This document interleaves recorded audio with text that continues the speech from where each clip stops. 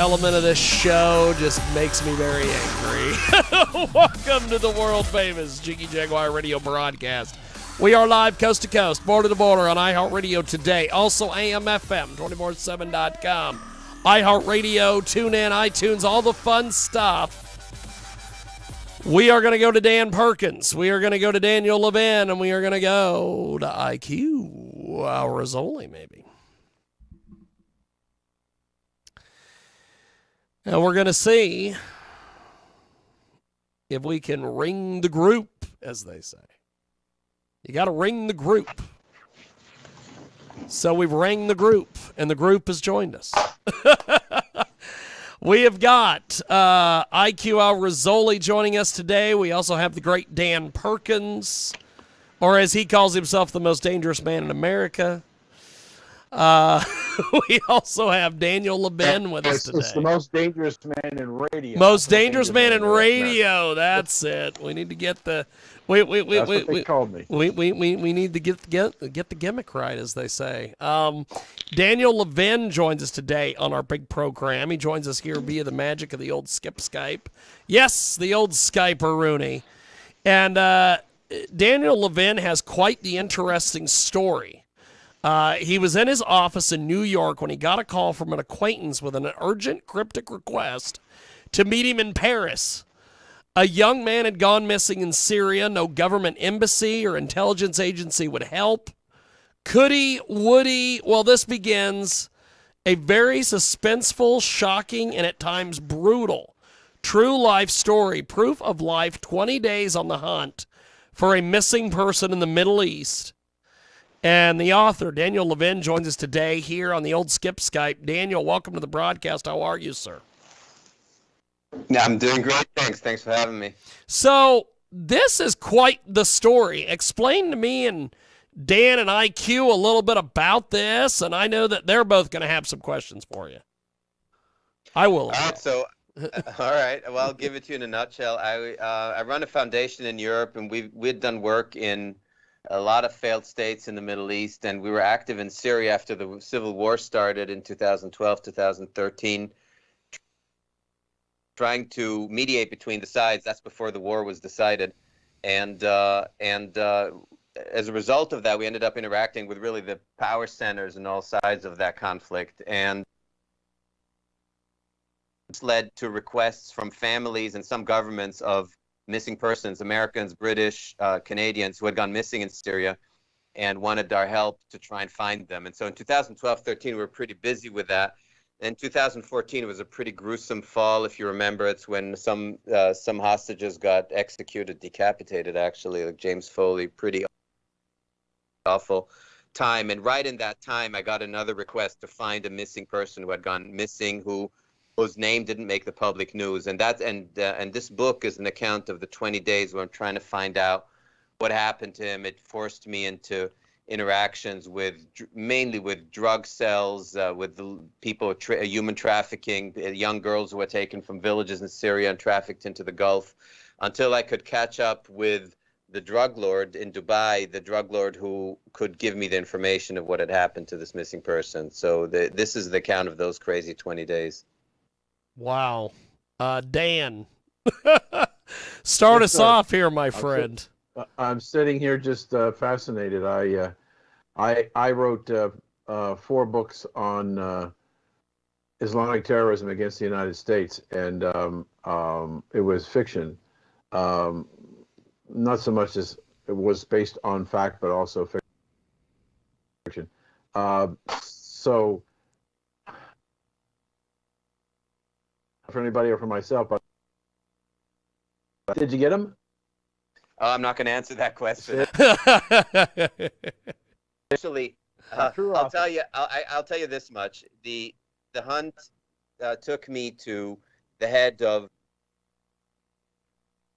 the militia in Lebanon, who directed me to this drug cell, and I kept in the Middle East. There are not a lot of happy endings of these kinds of stories. I'm not going to say what happened to him, but I will say one thing, which is the 2 young girls. Actually, the younger one of the 2 is the age of my own daughter, who's now 22. In 2014, they had been taken from their villages and sold into the most awful sex slavery. And there are a lot of people who are traded in between militias and are used for ransom to fund these wars. And those two young girls are the ones who ultimately brought me to the person who could give me the answer I was looking for. And those two young girls are very much still in my life today. We managed to get them out of the Gulf and give them new identities. They're today in Western Europe. The older of the two, who is just an unbelievable person, just graduated law school, is going to be a public prosecutor. And I pity the fool who stands in her way. I can tell you that after what she's gone through. So yeah, unfortunately, I'm not going to answer, Daniel. I'm not going to answer your question directly. Forgive me, because there's going to be absolutely no reason to buy the book for anybody afterwards. I agree. That's being an author of more than 4 novels, I understand the process. So let me ask you a different question. To the best of your recollection, when were you scared the most? There were two situations. One, I was scared. I had to fly from Istanbul to Dubai on a moment's, to Beirut on a moment's notice. I knew that I was going to meet the head of this militia in Beirut. This is a very well-known person who was on the U.S. sanctions list, and I knew that if I was going to go see him, it was for him to authorize someone to take me to the next station of my quest. And I knew that to see him, I'd be unarmed, and I would have to surrender all my devices. Phones, everything. So I'd be cut off for the 12 hours that I would be in his custody. And this was pretty tricky. There's a bit of a background here, which is that he knew I was Jewish, but he didn't know that I'm Israeli born. And in fact, I'd been in Beirut with an Israeli army uniform in the late 80s. And so there was a certain risk I was taking there, and I was relying on the person who had arranged this, so somebody I completely trust, a Saudi friend of mine. And also on the fact that this person would really be focused more on my Jewish identity rather than Israeli background. But that was probably the highest risk that I took. It was a calculated risk based on the person making the introduction.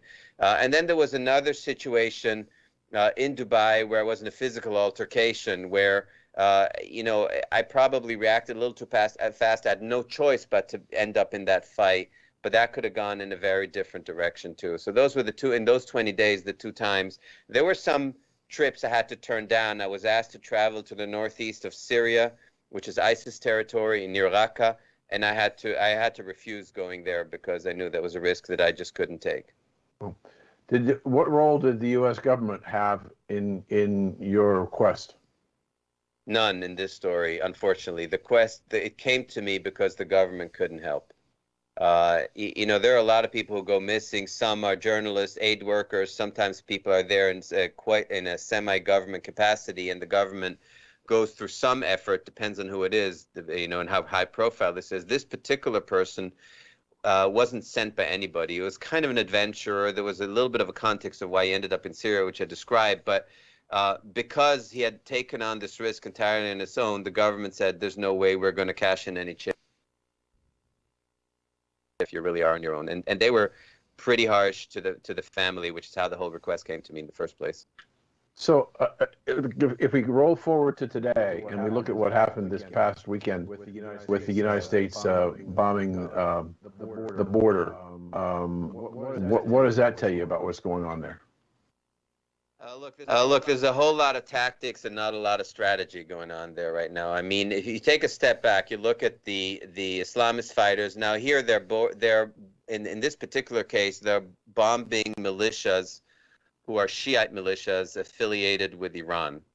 In other cases, when you're bombing ISIS positions, these are Sunni militant fighters, so ostensibly on a very different side of the equation. So to answer your question properly, I'd have to go a little bit back. With respect to the Sunni militias, meaning ISIS, Al-Qaeda, and so on, let's not forget that some of them were on our side. So if you go back to Osama bin Laden and Al-Qaeda, obviously they were supported by us in Afghanistan when they were fighting the Soviet Union. We then lost control over this process through a whole number of events that happened. It would take too long to get into that. Let's also not forget that both Saddam Hussein in Iraq and Bashar al-Assad in Syria, the first thing they did when the war started was they released Islamist Sunni fighters from their prisons to create a little more chaos in their countries, right? And so there is a role that we play in why the Sunni Islamist fighters got that large. When you come to the Shiite groups, the ones that mainly in southern Iraq that were bombed now by the U.S. They were bombed because they're considered allies of the Iranians. Now, take a step back here too. In January 2020, Qasem Soleimani, who was the head of the Quds Force, the elite Quds Force of the Iranian Revolutionary Guards, is assassinated by an American drone. Is assassinated in Baghdad. He was the one who had full control over all these militias. Now, you take him out, it means that whoever is controlling these militias is no longer one person. So whether or not that was a wise decision, I know that he was considered the most dangerous man by the U.S., but let's also not forget that in 2003, this same guy, Qasem Soleimani, was considered the biggest ally of the U.S. in the fight against ISIS, was considered David Petraeus's buddy and very reliable. So, you know, it's very easy to give you a quick gimmicky answer to your question, but it wouldn't do it justice, because yesterday's friends can be tomorrow's enemy. But the one thing that stays constant is that there's not a whole lot of consistent strategy in our approach to the Middle East. And I'm not trying to just beat up on the U.S. government or this administration or the other one. It's just if you take a step back and you look at the region and say, wow, you know, first Gulf War, 1990, 91, look at the last Gulf War, look at Saddam falling, look at Syria, 10 years of utter destruction of that country. Wouldn't have made sense to take out the regime at some point? In 2011, Bashar al-Assad says to his people, hey, you either get me or I burn down the damn place. In the end, they got both. He stayed in power and he burned down the damn place. So take it all into account, look at it all and say, wow, maybe we could have done a little bit more. Or we say, let's get out of the Middle East entirely because it's entirely hopeless. There's nothing to contribute. But what we're doing is something in between. And I don't believe it's particularly useful. I think that the attacks that you just referred to in southern Iraq had more to do with the Biden administration wanting to prove to its allies, including Israel, that it can be tough on Iran and Iranian-type militias. I think it has a lot more to do with kind of a pissing contest than with any particular political and military strategy. So, do you believe the story coming out of the Middle East that the Taliban has already taken over half of Afghanistan? Yeah, I think that, I mean, take again a step back, okay? We go to Afghanistan. This is the story of the Middle East and Mediterranean countries altogether. The natural way that societies live together is not through states with centralized government. The natural way that societies live together is in families and tribes. And a lot of these countries still are extremely tribal. You look at Yemen, where I'm very active, Libya, where I'm active. You look at Afghanistan, which is very much a tribal society. So what we did in that war and in our negotiations with the government in Kabul and then in the negotiations with the Taliban is try to replace that tribal society with a centralized government. Now we're moving out of there. So all the forces that created that tribal structure and where the Taliban has by far the most power is going back into that vacuum and taking over. So yeah, I do believe that the Taliban is going to be back in charge, mainly because we were trying to change something that isn't really changeable in the way we're intending to do it. IQ. Yeah, IQ hours only. He said is correct. The only problem, Mr. Levin and the Americans and the Europeans have not come to the simple conclusion. The Shia militias and the ISIS are controlled by Turkey and Iran. And Turkey and Iran, whenever it suits them, they support each other. This is a fact that's happening in all over the Middle East. But the most important thing that the Europeans and the Americans have missed for 70 years, you are dealing with Islam. Simple, not complicated. See, Islam follows Sharia. You can never, ever have a democracy under Islam. Get it through your head. But you don't seem to understand that. You are failing, you, Europeans and Americans are failing again and again and again, because with all your intellect, with all the trillions of dollars in intelligence, you did not come to the simplest of conclusions. Islam is militant, devastating, hate-mongering, warmongering. This is not a generalization. I said it many times on your program, James. You read only 8 out of 114 chapters in the Quran, chapter 2 to chapter 9 inclusive. And if you come to a conclusion opposite to mine, please, let's have a debate. What do you think, Mr. Levin? I don't disagree with you as a general statement. I would like to add a few points, and I'm sure you have far deeper knowledge on this than I do. So it's just a commentary from a layperson. So indulge me for a moment. I do believe that if we're looking at the region today, it's a very different region from Salah ad-Din. We're looking at a very different time from the fight against the Crusaders, and we're looking at Islam. Islam in Baghdad in the Middle Ages was the height of intellect, architecture, philosophy, and science that before it was destroyed by the Mongols and Genghis Khan. And if we're looking at the Islamic world, so I'm going beyond the Arab world, the Islamic world that will include Pakistan and other countries, I think that we have to make a distinction between pre-1979 and post-1979.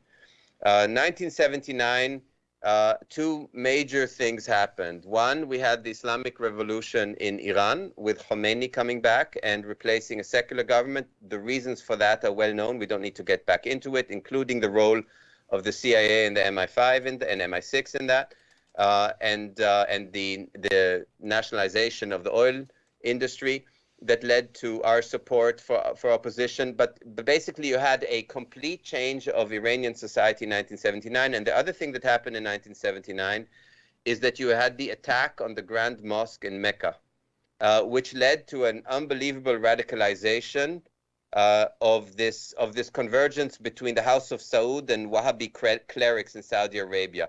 I think these two events together were unbelievably toxic for the Islamic world. I'm not going to debate this shura or another shura in the Quran, but for every shura that talks about violence and war, you can find a shura that also talks about peace and reconciliation. So, and the same is true for the Old Testament or the New Testament. I tend not to avoid religious debates based on religious sources which may or may not be God-given. This is beyond my pay grade. What I will say is the Islamic world at large, pre-1979 was a very different one. Pakistan was a very different society. Iran obviously was a very different society. And so I think we have to be a little bit cautious in painting it with a very broad brush. I do agree with you also that generally the Arab and the Islamic world are fundamentally misunderstood in the US and in Europe. Fundamentally misunderstood for a number of reasons. In the European case, probably colonial hubris. I mean, the first thing that the French general did in 1920 when he was renegotiating the position in Syria is go to the tomb of Salah ad-Din, who famously fought the Crusaders and repelled the Crusaders 1,000 years earlier, and kicked his tomb and said, well, Salah ad-Din, or he called him Saladin, we're back now, as you can see, totally disrespectfully. I think that the French and the British had shown some colonial hubris and still do that today, whereas the US probably never quite understood the Middle East. Kissinger and all the others notwithstanding. But please, feel free to correct me. I'm sure your knowledge and all that goes far deeper than mine. Look, Mr. Levin, I'm not trying to correct you, but believe me, the fundamental and common denominator in all what you just said is Islam. You said there are verses conciliatory and verses militant. You're right. Because Muhammad went into two periods. It's called the Mecca period and the Medina period. In the Mecca period, he was singular. He did not have an army. And that was for the first 10 years of his life. In fact, 13 years. But when he moved from Mecca to Medina and became the leader of the first organized crime syndicate in human history, all the verses of the Quran became militant, militaristic. By the way, nobody revealed anything to Muhammad. Every single letter, verse, and chapter in the Quran were created by Muhammad himself. Okay? All you need to do is read it, but nobody seems to be reading the Quran. Nobody seems to be investigating the Quran. Nobody in, you have Ilhan Omar in America. You have Rashida Tlaib. They swore allegiance to the American Constitution on the Quran, the nemesis of the American Constitution. I'm not generalizing. I'm extremely accurate in my point of view. The common denominator is Sharia. Whether you are Sunni or you are Khomeini Shi'i, it makes absolutely no difference. Their hatred of non-Muslims is complete. And I'm talking their hatred of 80% of humanity today. Christians, Jews, Buddhists, Hindus, pagans, everybody else is not a Muslim. I'm sorry I give you this negative point of view, but I promise you, if you can find somebody to correct me, I would love to debate them. Thank you. Thank you. So, Daniel, this book that you have here, what's been the feedback you've gotten on the book so far? Look, the feedback generally from readers has been good. I've gotten some negative feedback from one category of people in particular, which is the foreign policy kind of think tank circuit, mainly in Washington, D.C. I think there's a sense that the things I experienced in the region through the work of our foundation on the ground in Syria and other countries can't possibly surpass their exalted status as the keepers of academic intelligence. And so there's obviously always going to step on some toes. My book is nonfiction, and I don't really try to get into big policy debates in my book.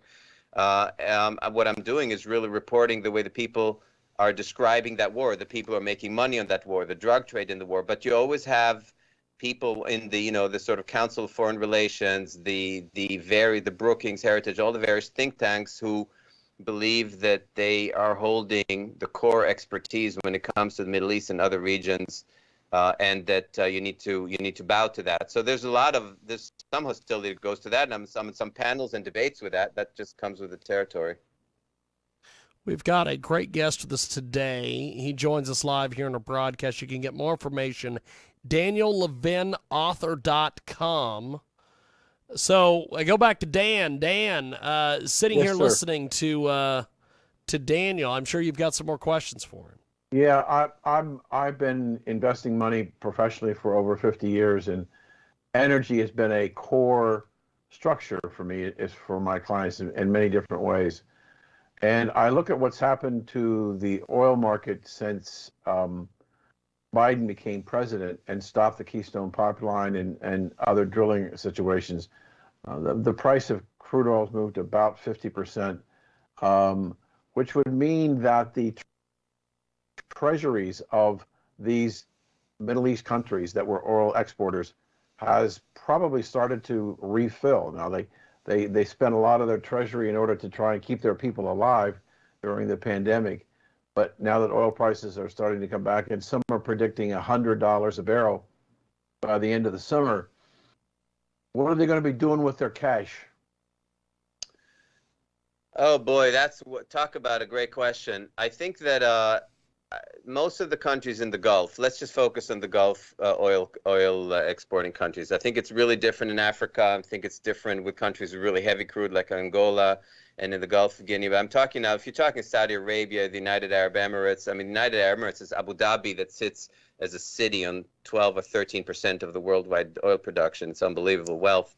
I think that they're still working on the assumption that within the next 2 generations, and you count a generation as 14 years, so within the next 28 years, their leverage in the oil markets will fade, that there will ultimately be different solutions for a number of reasons, not just because there'll be replacements for fossil fuels in most industries, but also because they believe that the U.S. has the ability to produce enough oil to be self-sufficient. So this old pact that existed with the Gulf monarchies for the last 100 years, especially with Saudi Arabia, but then also with the others, where the U.S. provides the security in the region, and in return, the monarchies export crude to the U.S. and agree to price crude in U.S. dollars, and thereby assure that the U.S. has maintained its status as a global reserve currency.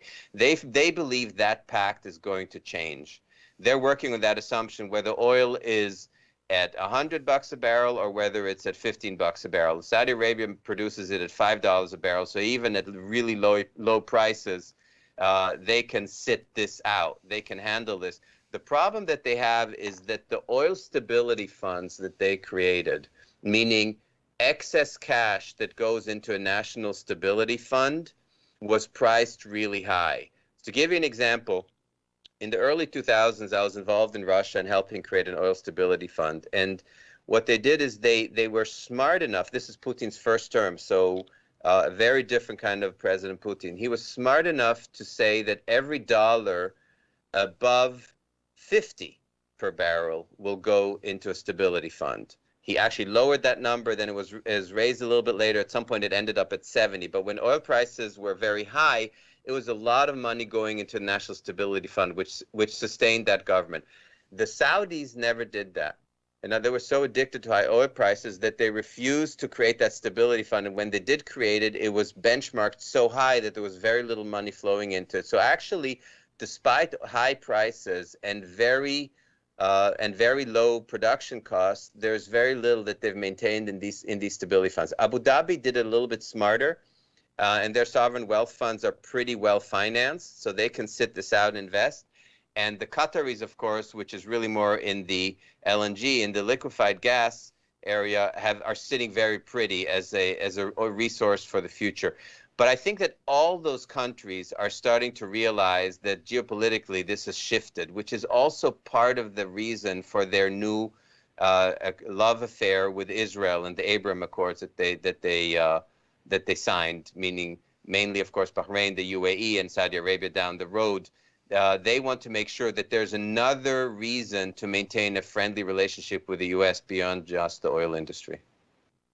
You were talking about just a moment ago. You talked about the Abraham Accords with Israel. I've been reading about those accords and what the implications have been, for example, for tourism of Jews going into those Abraham countries, and how the countries are adapting to the needs, wants, and desires of the Jewish traveler. But I wonder if we change administrations again in the United States in 2022 or 2024 to a more conservative situation, we may see a real push again for energy independence in the United States, which would put some real pressure on the Middle Eastern oil producers.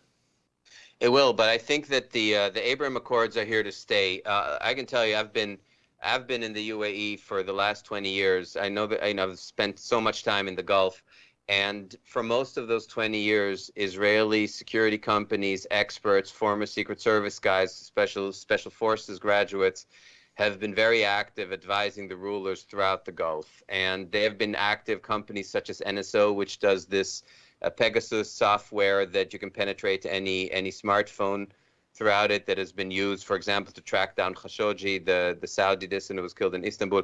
That's sold by the Israelis, and it has been sold into the Gulf for a long time. So I think that the Abraham Accords and the relationships with Israel are here to stay. They survived the recent flare-up between Israel and Hamas in Gaza. I don't believe that's going to change.